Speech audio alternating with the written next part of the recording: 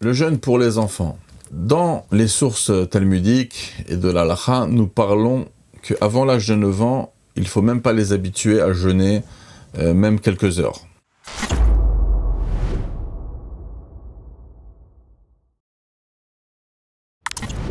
Certains décisionnaires ont voulu donner certaines ouvertures là, vers l'âge de 8 ans, mais concrètement, on peut se tenir au Talmud et au Shulchan Aruch. Avant l'âge de 9 ans, il n'y a rien besoin de faire.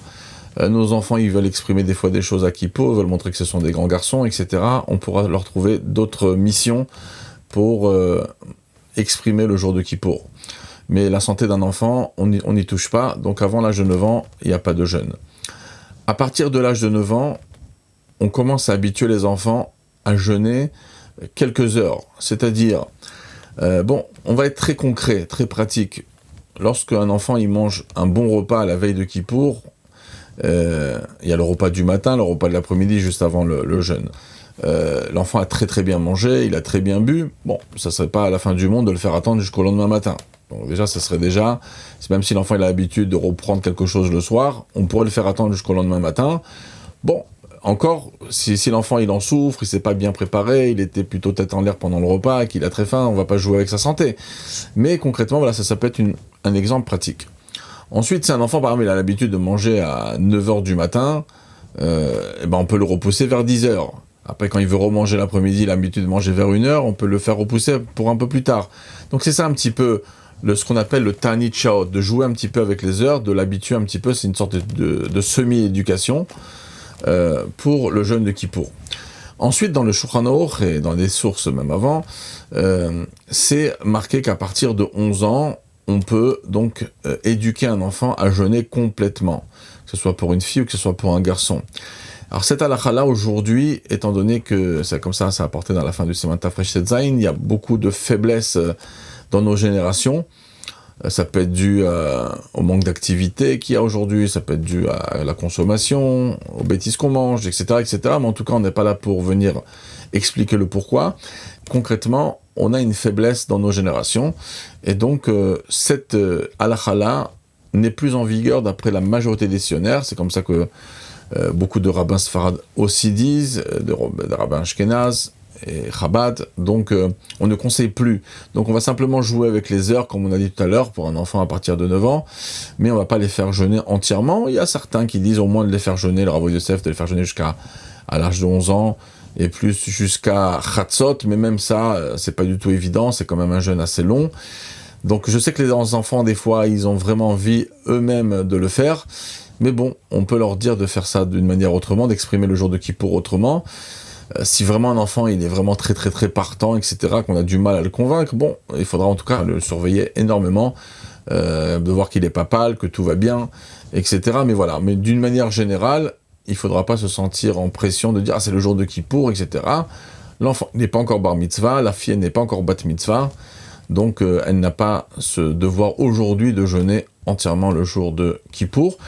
Quand on donne à manger aux enfants, à partir de 9 ans, comme j'ai dit, qu'on repousse, ou même les enfants qui sont au moins de 9 ans, qu'on leur donne à manger, on leur donne pas des quantités particulièrement petites, ils mangent normalement, simplement on repousse un petit peu leur repas, il n'y a pas besoin de leur donner des quantités qu'on donne aux gens malades quand on parle des enfants à Kippour.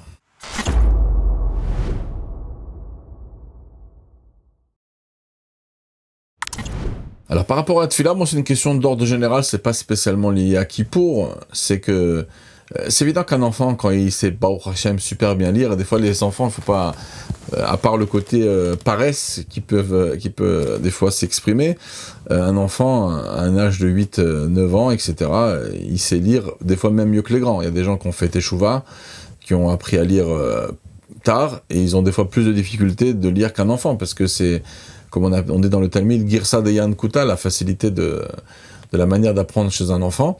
Donc, un enfant, lorsqu'il sait bien prier, il est rapide, il n'y a pas de raison, le papa le prend avec lui à la synagogue. Bon, des fois, on peut les laisser un petit peu respirer, faire un petit tour dehors avec les amis, revenir.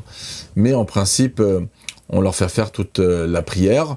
Donc les parties les plus importantes, c'est les parties de Shabbat, de Yom Tov habituelles. Ensuite, il y a des piyutim en plus qu'on rajoute à Kippour.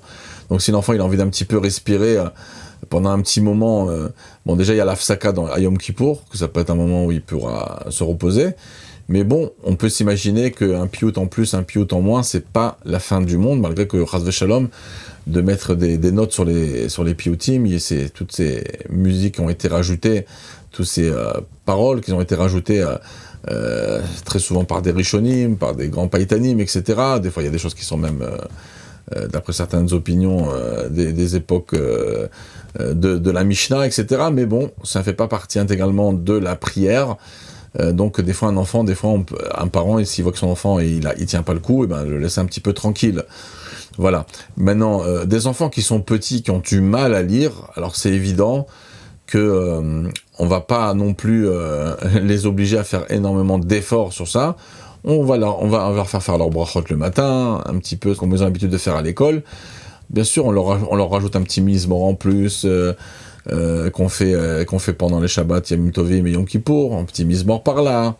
Donc on peut le faire participer un petit peu à quelques petits piyutim, enfin qu'on fait surtout ceux qui sont par exemple très importants, laquelle horaire Beyom Din ou des choses comme ça. Voilà, de faire partie, voilà, mais en tout cas la structure de la tfila, ça sera à peu près la même chose qu'ils font à l'âge du Gan, donc ça sera un petit peu long de développer maintenant chaque âge, mais voilà, donc les parties les plus importantes, comme les brachot, les brachot du Krat, le Baruch She'amar, un petit mizmor au milieu, faire un Ishtabar, bon, c'est...